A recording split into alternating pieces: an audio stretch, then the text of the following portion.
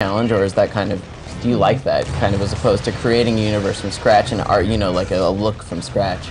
No, I love, each one is a different challenge, each game, and this particular one was sitting down with the art director from Infinity Ward and Richard Kriegler, and him telling us the rules they had, and just finding ways to get that, but also try and enhance that as well.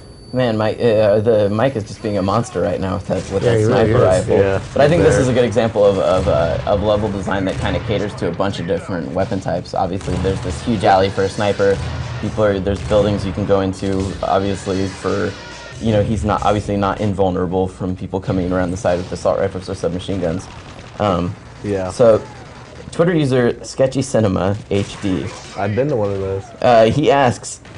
He asked a question that recently. He says, "How is the banning system going to work as far as like being able to ban players or kick players?" That is a very good question because I don't know how much detail I want to go into it, but the anti-cheat work that we've done on Modern Warfare 3 as a whole across all the platforms is extensive.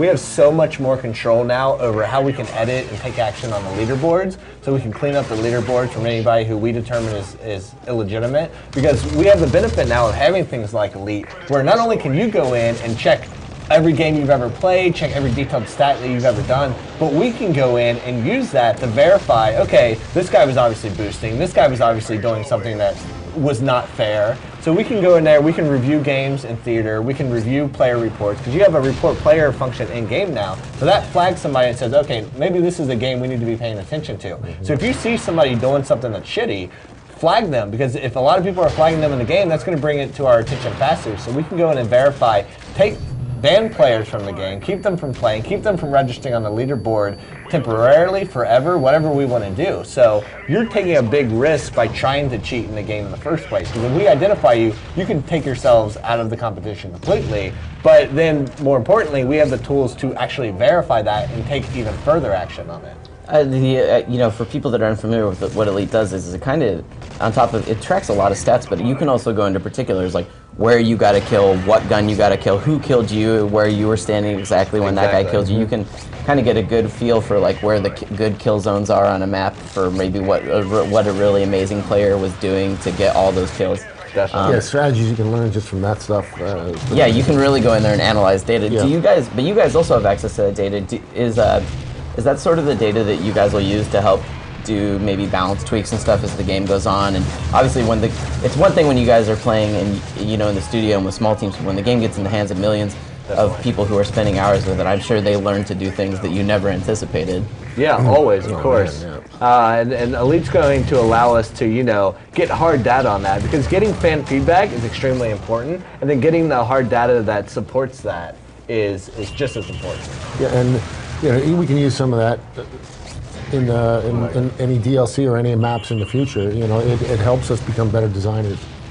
That was the decoy strike package. So for your question, Sketchy Cinema HD, and for your awesome name, you're getting a copy of the game. I think that worked out, because banning players and how to deal with sketchy situations is always something I think people worry about, especially in a game like Call of Duty, Modern Warfare 3. It's like the multiplayer in this game is where it has its real legs, and people are going to be playing for years. Yeah, definitely. I wonder why Sketchy asked that question. Yeah, maybe he's like, I don't want to get banned. Yeah, so what sort of yes.